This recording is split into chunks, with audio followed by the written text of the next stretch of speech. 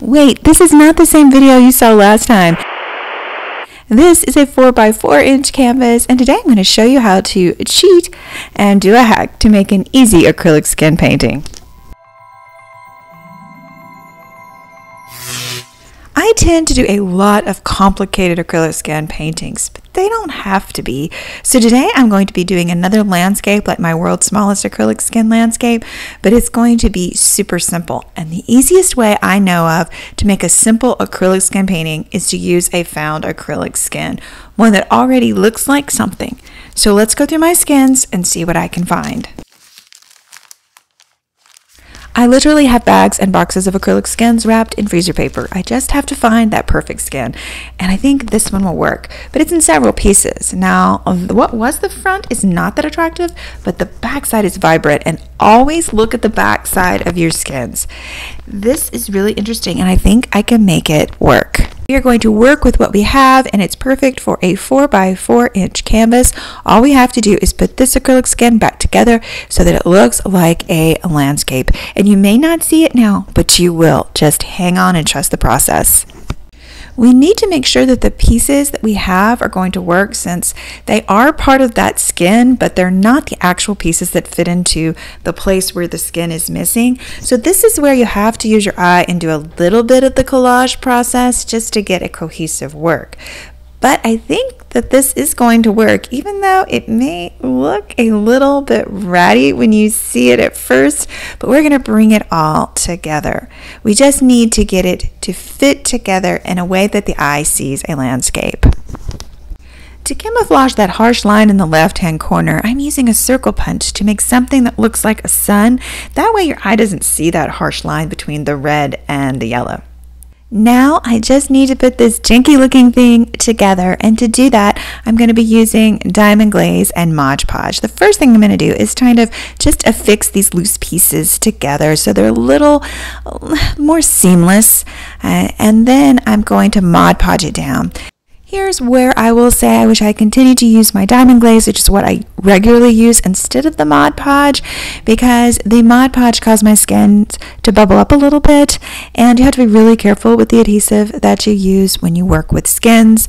And not all skins are created the same. Like this is a stained glass skin. You can pretty much put anything on the back of it. It will not raise up. It is a very strong kind of skin, but a lot of the Floetrol based skins, they don't work the same way and they tend to bubble. So lesson learned, and I'm going to do some reinforcing on the back side. We have so many tears. This is a very delicate skin, so I'm just making sure that it's laying down sort of in a solid piece so that I can easily affix it to my canvas. Obviously a solid piece would have been a lot easier. If you have that perfect skin, then all you really have to do is affix it to a canvas.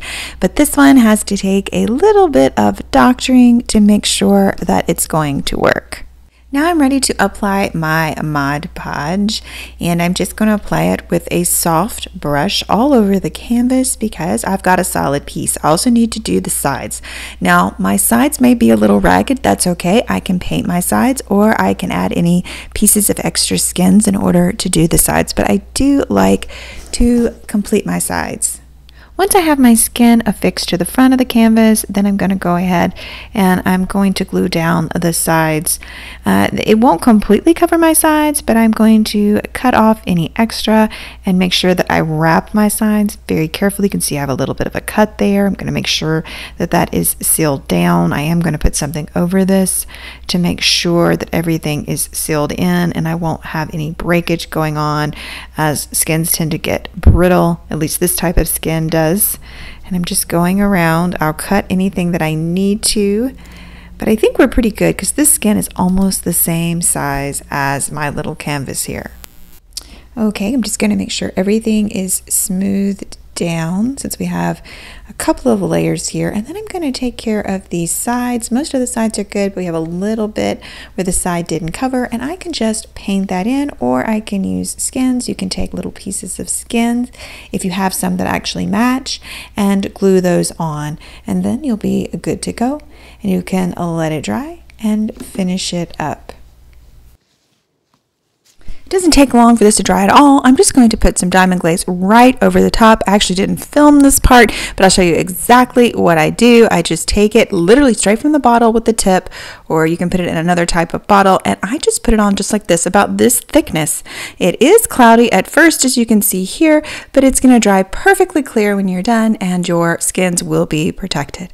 So this is what the final product looks like. And you can start seeing where the landscape is. Do you see the trees, the mountains, the foreground, the valley, and of course the sky? So it mimics something like this, just a watercolor painting or an acrylic painting like this one. Can't you see it? What do you think? Let me know in the comments below. So go play I Spy with your acrylic skins and do this super simple project. Until next time, bye now.